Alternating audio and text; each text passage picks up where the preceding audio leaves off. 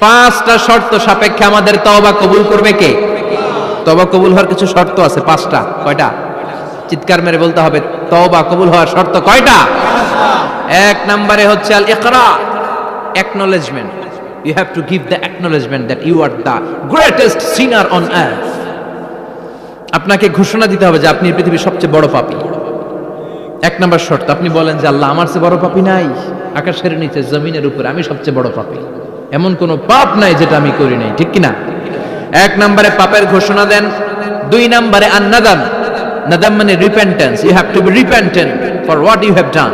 আপনাকে অনুতপ্ত হতে হবে, চোখের পানি ছাড়তে হবে। আল্লাহ, আমি লজ্জিত, আল্লাহ আমি নাদান, আমি পিশাচ, আমারে মাফ করে দাও। তার মানে স্বীকার গেলেন কি অন্যায় করেছেন। দুই নম্বরে আপনি অনুতপ্ত হলেন। তিন নম্বরে স্টপ, যেই পাপ করতেছিলেন ওইটা থামান। Stop what you have done, যেটা করতেছিলেন আগে থামান। আপনি সুদ খাইছেন, অনুশোচনা আসলো, মাফও চাইতেছেন, আবার সুদও খাইতেছেন।